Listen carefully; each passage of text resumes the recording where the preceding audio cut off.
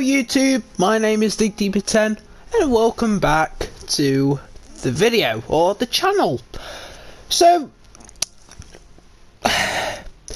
last video, not last video, but like a couple months ago, I played the Nevada. And reason being, we're doing the path to the Kansas. I would do path to the Minnesota, but Minnesota's technically Kansas, but at a higher tier. Technically the same ship. So after Nevada is tier 5 battleship Tennessee.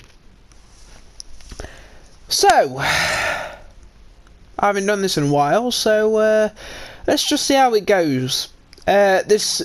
These are going to be split into two videos now, so I'm going to introduce you to the ship and show you all the upgrades and commander and all the bits and bobs, and then second video will be the actual gameplay.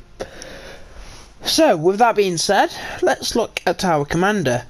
So we are running Lady Liberty, aka William Sims.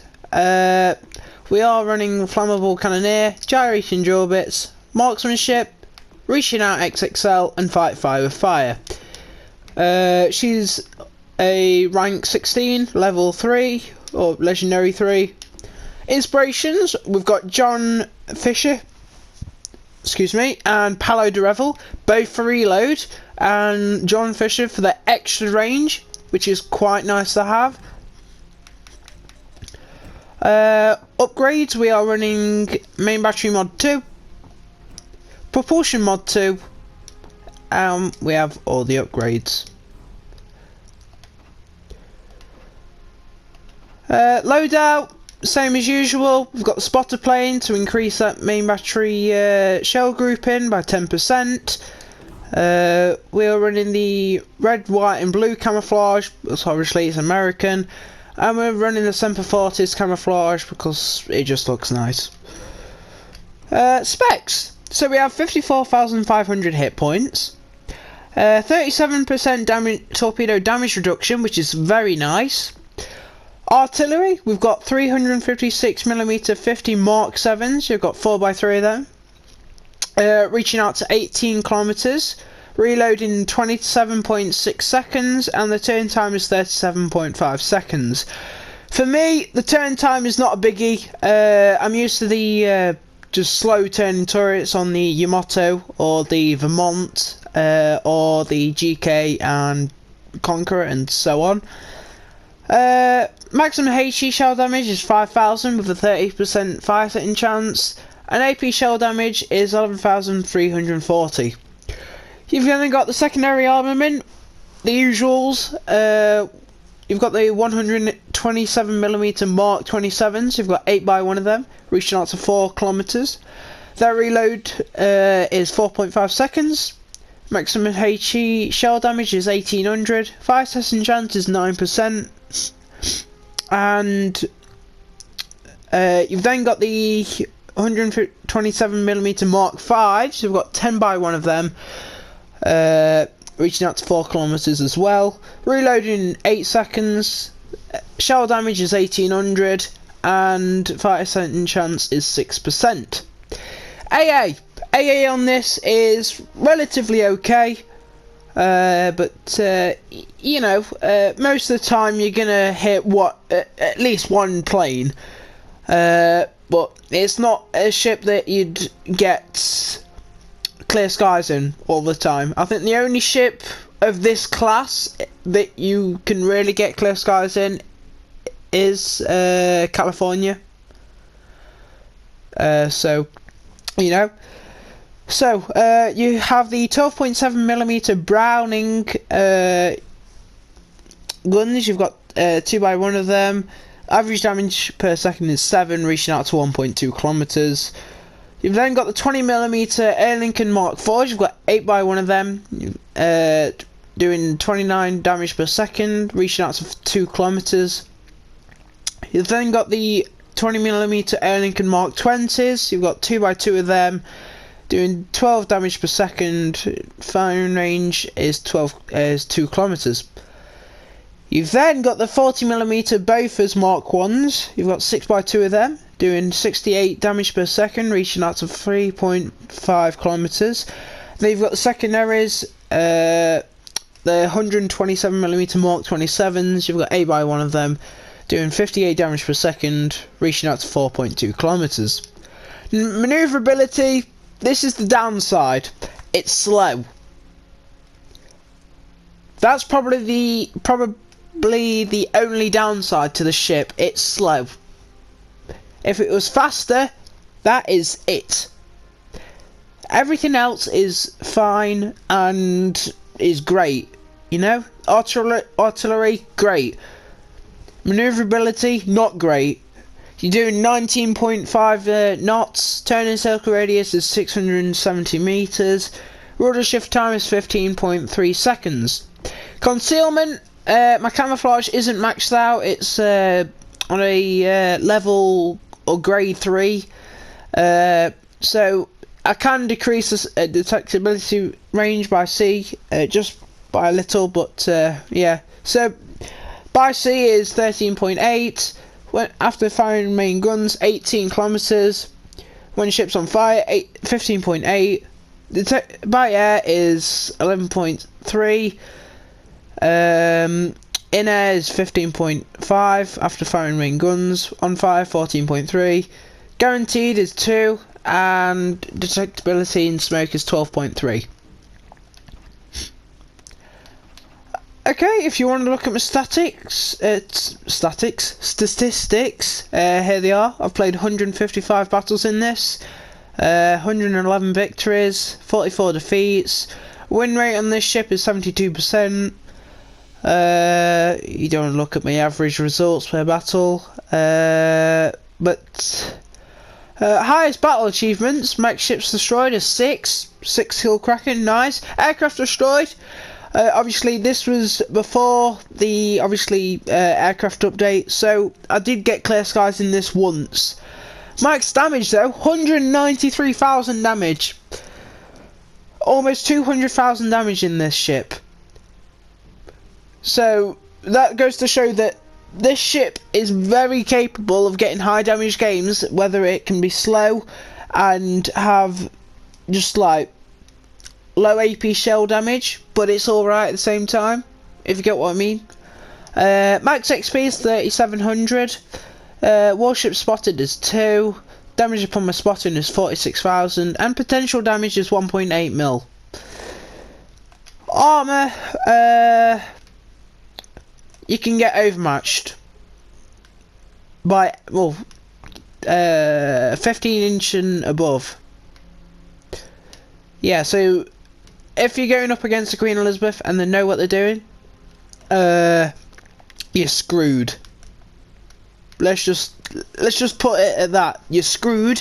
Your bow and stern cannot go up against 15 inches. So all that, well, same with the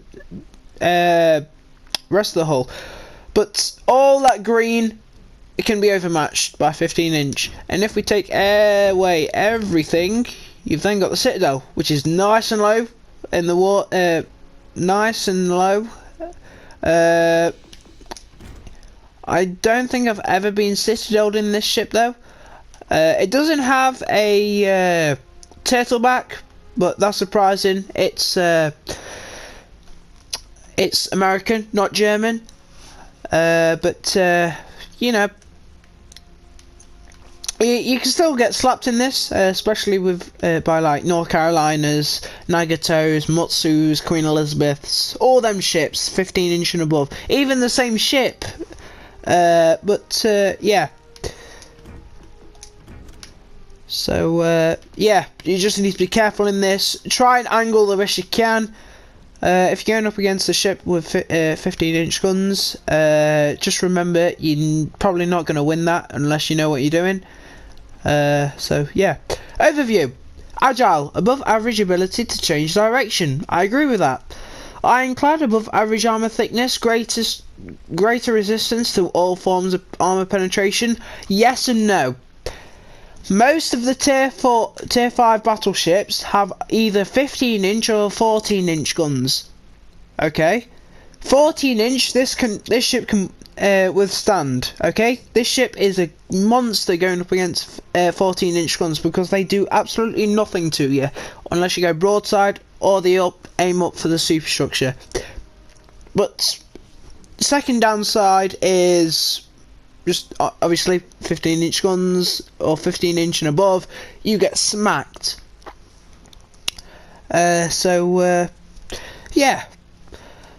Slow, below average maximum movement speed, totally agreed. 19.5 knots is terrible. You could kind of fix it with gyrating, by taking off gyrating drill bits and switching it out with something else. But I tend to stick with gyrating drill bits because it's gyrating drill bits. You know, it's just, speed is just a number. Kind of. But anyway. Tennessee, a Tennessee class battleship armed with 12 356mm guns and possessing quite modest speed characteristics at the time. Yeah, at the time. I did add that on though because obviously this is like early World War II, late World War One.